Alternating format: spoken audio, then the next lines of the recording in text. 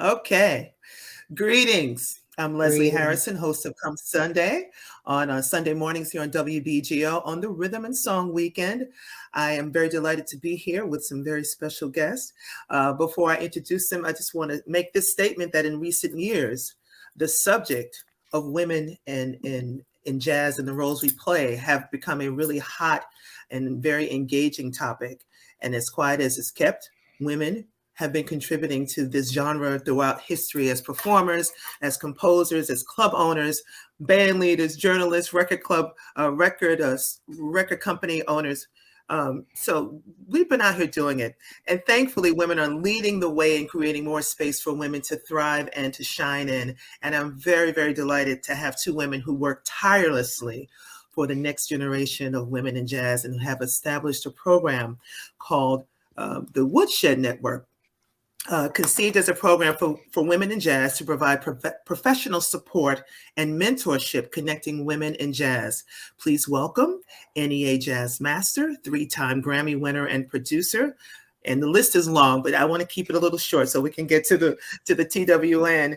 Dee Dee Bridgewater. And Hi, thank hi, you. Dee Dee. An Hi, artist Leslie. manager, music producer, writer, and daughter of Dee Dee Bridgewater, Talani Bridgewater Kowalski. Welcome to WBGO. How are you both?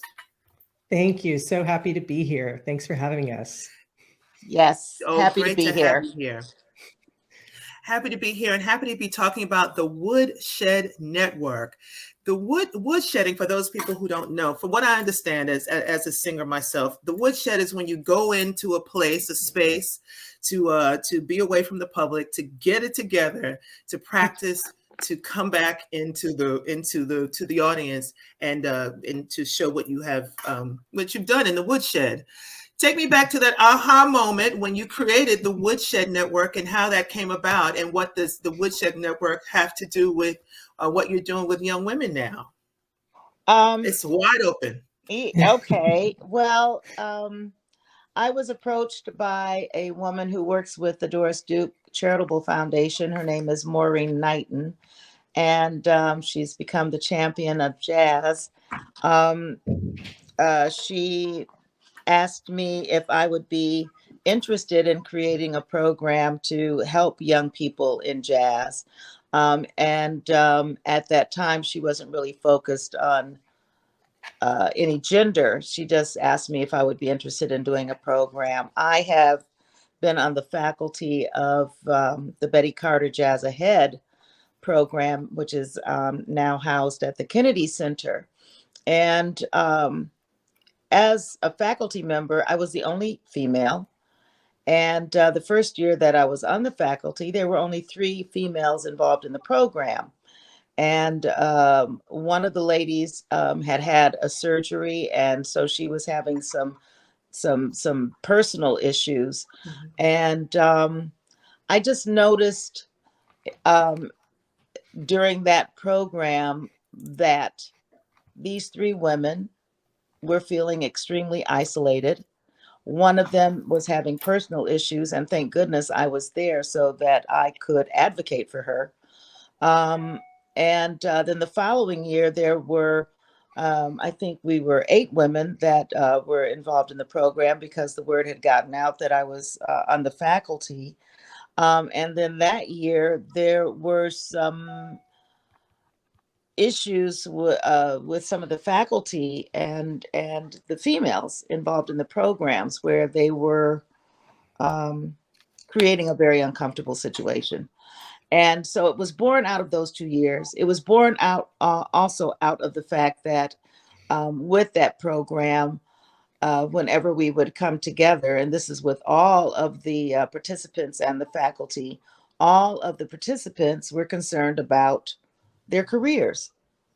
They'd all gone to these amazing schools, they'd all gotten their degrees, and they didn't know one thing about handling their careers. So in that second year, I said, this is something that needs to be addressed. And I am a female, I can address it from the female point of view. So when I was uh, contacted by Maureen Knighton and we got together, I shared all of that with her. And I told her that if I was going to do something, I would like it to be female focused, because that's where I feel the most secure, and that's where I feel that there is the most need. Although there is a general need for educating all young musicians, I think starting out with their careers, but my concern, I said, is going to be with the women. So that's kind of how it began, as that seed. I then sat down with a person that knew how to write grants, because this was new to me, since I was going to have to work with a nonprofit and I'd never done that. I kind of outlined what I wanted the program to be about, and then we put together the grant, submitted it, and we received the grant. That individual is no longer involved. They just were there to help me to do the grant. And then once we got the grant, then I asked my amazing daughter, Talani, if she would be interested in being involved in the program, and she said that she would. And so Talani has created the actual program based on some of the ideas that I had, but I've kind of given her full reign of creating the program. But we are generally about the business side of the music industry, and trying to arm all of these women with as much ammunition as needed for having a successful career, and understanding all of the various aspects that go into creating a career, keeping the career going. And there you go. So from there, I will turn it over to my daughter, because she is the guru. Go ahead, amazing daughter. So now your mom comes to you with this great idea, and you create this program. Now you've seen your mother as growing up, so you know what she's put into to become Dee Dee Bridgewater. How did that influence how you put this program together, including how you became who you are? This amazing daughter. So Lezlie, we have to also do another footnote. Talani is my personal manager and has been my manager since '99. Yes. So wow. Yeah. Yeah. Yeah, I knew I wanted to talk about that, because you both are still smiling. Yeah, absolutely. No, That's I mean, great. I think that I got, obviously I got the behind the scenes look from the very beginning, from the very get-go. And so I saw all of the work that went into what she did, but I also saw the work of all the people involved in her career, and was able to sort of glean an osmosis as I was growing up. I always had an interest in the music industry, but I also understood that the practical side of everything was what allowed her to go on stage and be the very best performer she could be. And I could see how the forces working off to the sides and in the wings really had a huge effect. I also got to see the journey that she took as a performer, and as she became more in control of her career and all of the assets that go along with her career. So, as she came to own her own masters, as she suffered through poor representation, as she flourished with excellent representation, as she educated herself on the legalese of contracts and negotiations, as she formed her own record label and imprint and negotiated distribution deals.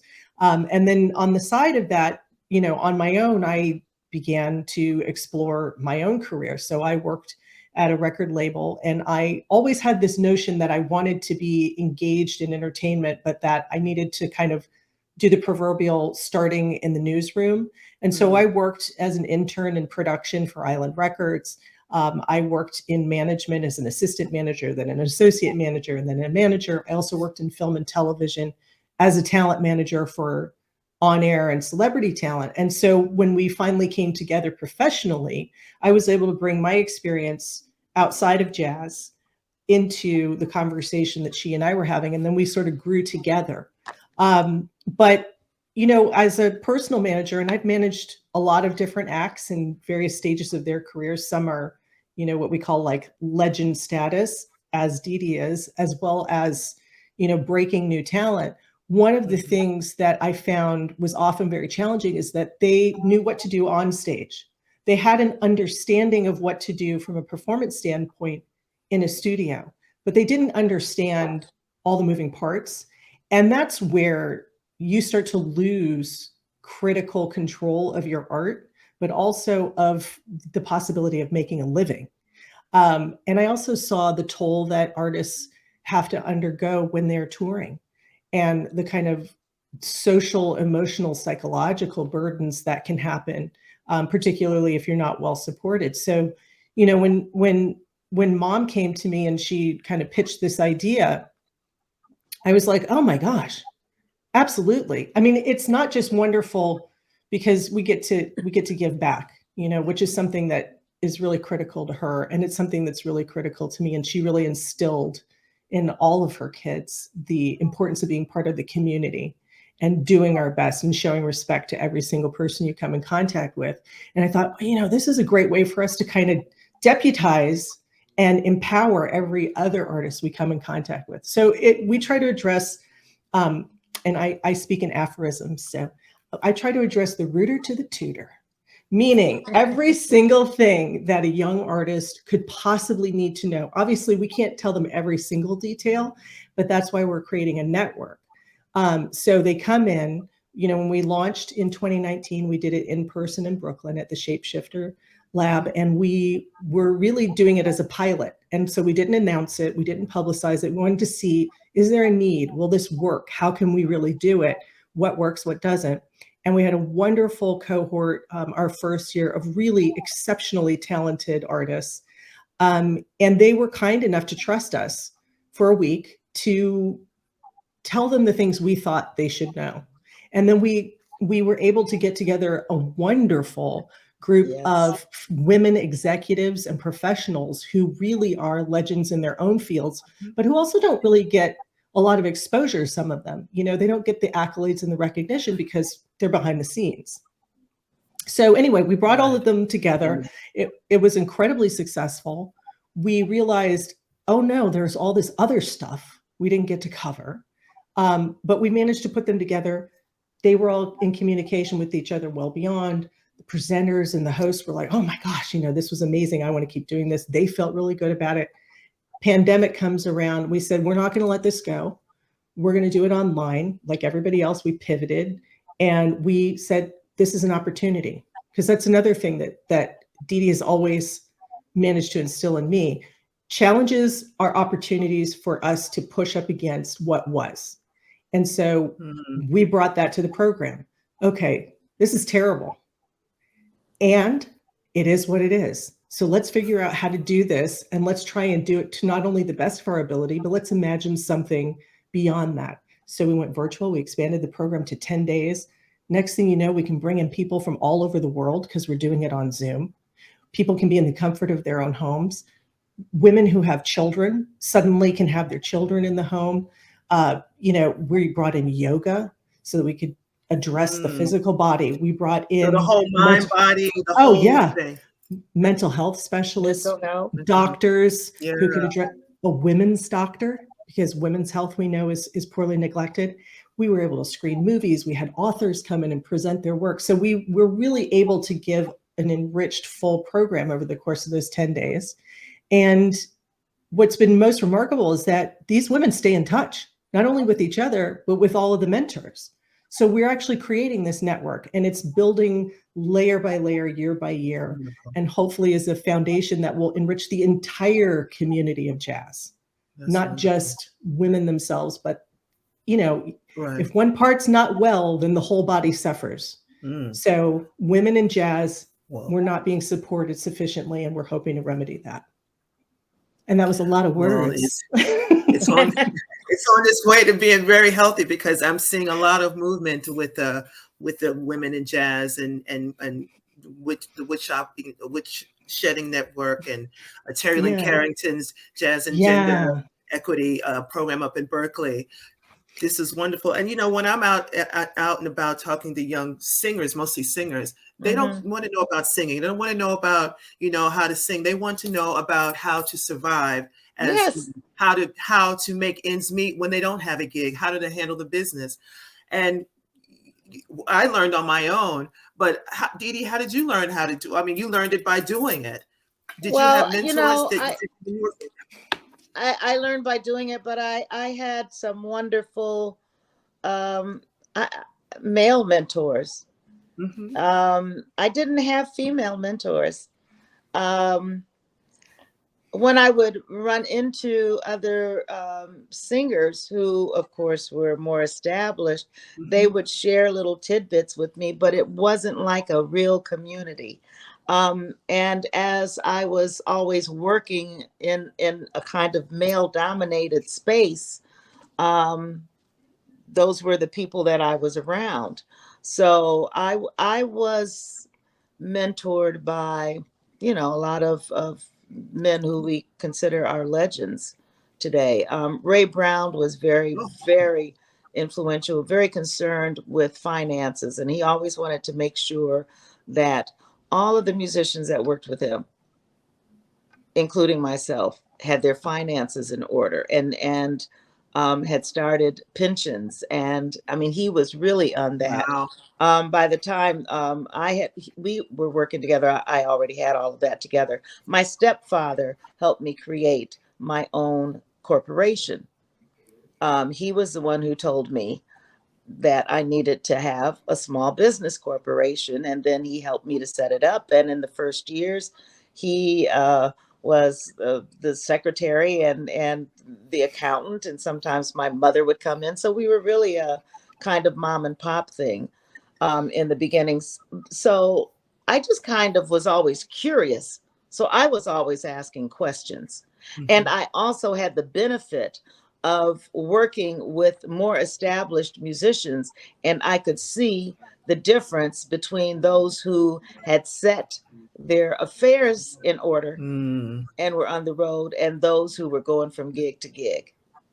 And I knew very early on I did not want to be the gig to gig person. I knew very early on I did not want to have a career that was club based only.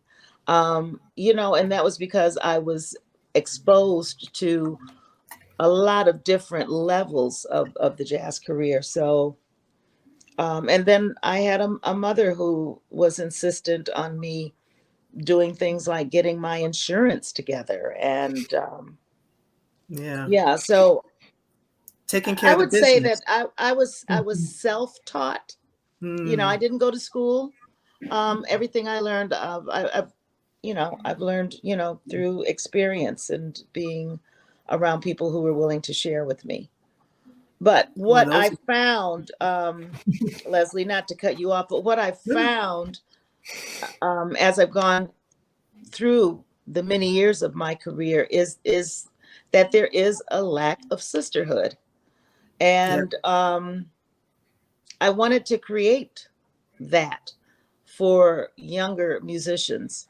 I know who I can reach out to, and Mhm. there are a few women that I can reach out to, but my sisterhood is with my daughters Talani and my daughter China. That's my Yeah, nice. sisterhood, you know. Um, but I just thought it was really important to create this kind of network and community. And I've been mentoring, young people for a very long time now. But, I think something happened, like when the whole Me Too movement started, and I was like, about that, but I knew that as a Black woman, we have our own set of issues. We Yes. And Yes, we do. and I was really concerned from that perspective. And Mhm. being a Black woman in the music industry, being a Black woman who would have to go into record meetings with the recording company, and I would be the only woman in the room, Mhm. and learning how to navigate that. learning how to maintain my femininity, the way that I identify, and still be able to do business with individuals who wear pants and think in the male fashion. So I was always having to navigate, and so I thought that it would be good to put this mentoring program together with Talani, and the program that she created, so that we could help women and Well, create this movement. Well, it's a wonderful movement. I'm thinking, wow, I wish I was young. I'd join that network in a minute. Because, coming up I had mentors like Dorothy Kirk, just a woman, a Black woman who was in my corner pushing me when I did good and when I Yes. did bad. But, Yeah. to stay on that path to push you in the right direction. There's not a lot of mentors out there doing that. I mean, unfortunately, some people rather see you fall than to lift you up. But this is a wonderful, women too, especially women. But I'm seeing more and more women are like yourself, like the both of you, who are stepping in and saying, okay, no more of that. We need to change the direction or change the conversation and make this happen. So with the Woodshed Network, you are doing that. You established it in 2019. Right. And now you're in your fourth year. Fourth year. Yeah, we're going into the fourth year. Yep. That's wonderful. And you've got some wonderful people who've come out of them, names that some of our listeners might recognize, like Lakeisha Benjamin, Candace Boyce, Jordan Davis. I met her recently, and Sarah Hanahan. So lots of young women are coming out of there in various roles as musicians, and also these women, I've met some of them, they are taking care of the business of this music as well. So I'm pretty sure it's safe to say that the future of jazz is going to be very well in the hands of young women that are coming through the Woodshed Network. How do women get involved in the Woodshed Network? Who is a woodshedder? Who's a potential woodshedder?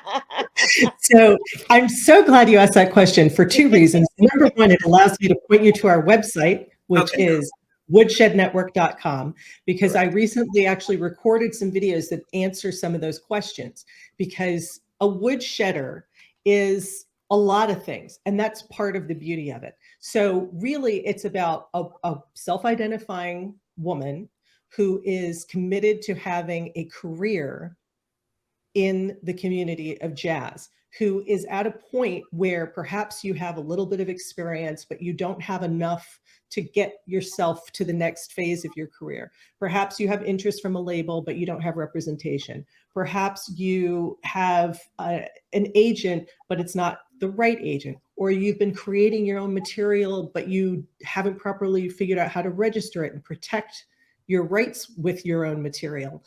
So there are a lot of different woodshedders. And that's part of the beauty of it, is it's diverse. So we have had women of various ages and stages.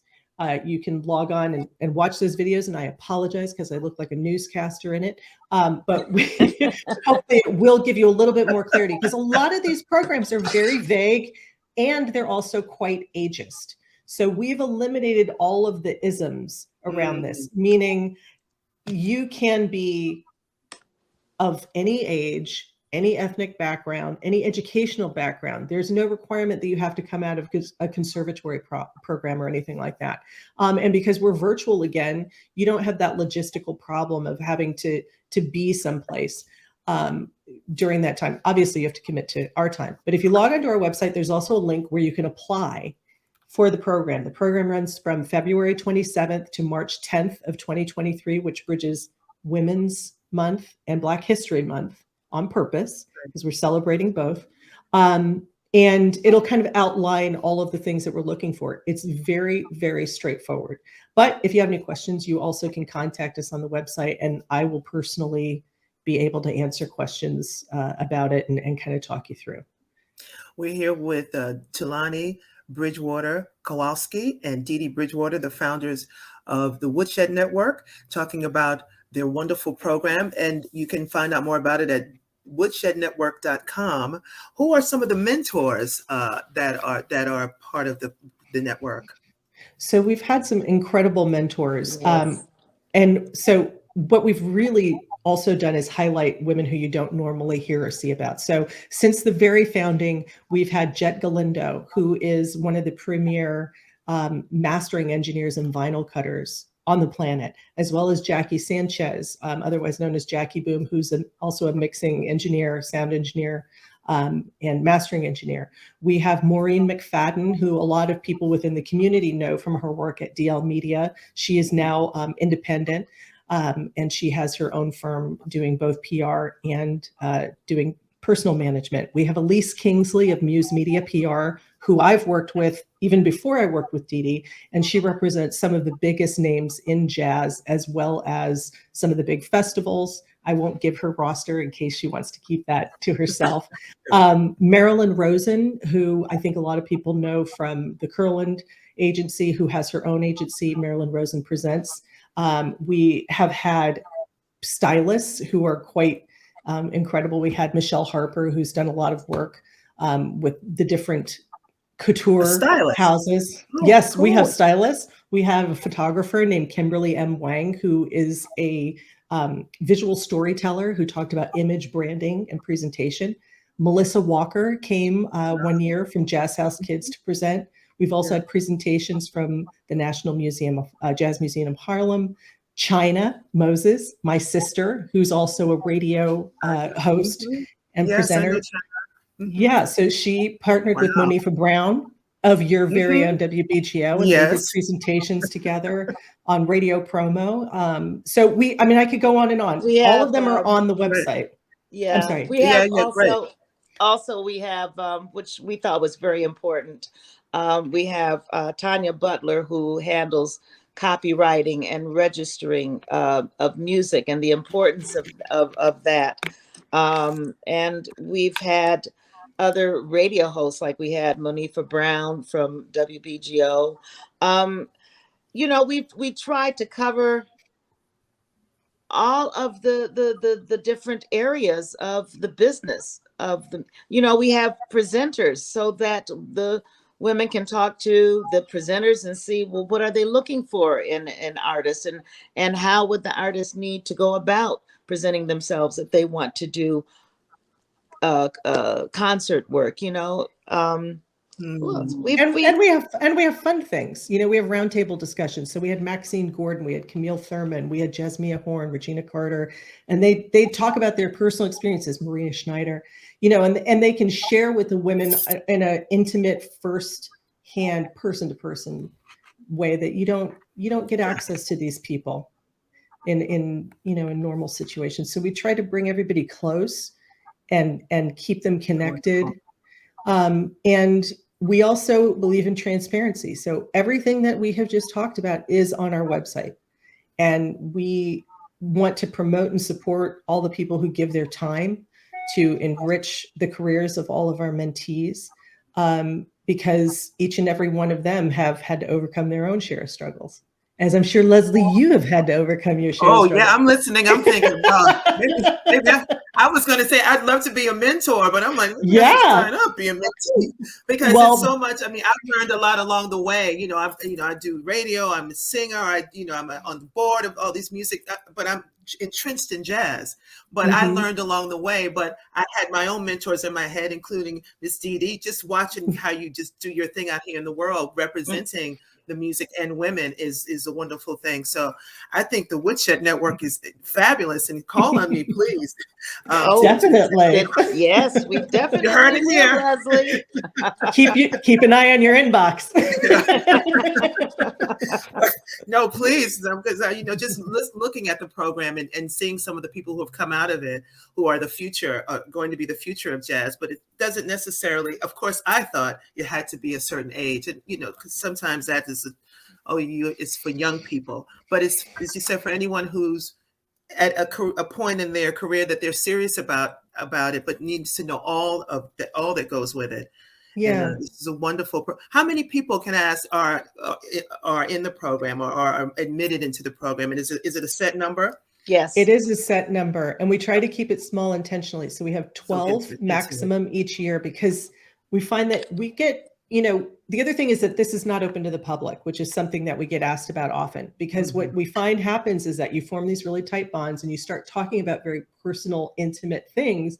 In the course of maybe learning about artist management, you might share an anecdotal story about yourself that will then prompt another conversation that will resolve some business related question. But there's a trust that we build really quickly with these women. And so as a result, it's not open to the public, but we do have 12 who come every year. And I can say that Dee Dee and I have ongoing relationships with almost all of them.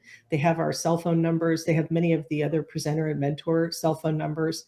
And we encourage them to stay in touch with us. And then they all, it's really fun. They work with each other. Right. So like when Yes. one needs an arranger, they'll Yeah. call on one of their other, one of the other women who are in the program. When they're wonderful. putting together a band, they know that they can reach out to them if they need advice, help. They just want to go out and hang out. So and then we bring alumna back every year so that each new year gets to meet some of the previous alumna. So that kind of intimate connection. So 12. We are not the judges of who gets in. That's handled by reviewers. So there's no impropriety or thoughts of favoritism. It's very, very fair. And I must mention that our partner is 651 Arts out of Brooklyn. Yes. And they have a historic connection to the African diaspora as well as to jazz through their work with Betty Carter. So that was something that Doris Duke put together for us. And it's a lovely marriage of missions between us. So all this information is available on the website, Woodshed Network. Woodshed.network.com. Yeah. And the deadline, there's a deadline approaching soon to apply. Is that correct? November 10th, is it?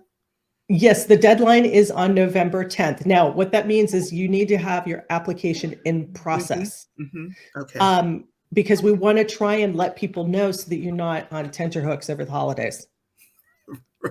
Because that's just no way to spend your holiday season. Right. True. Yeah.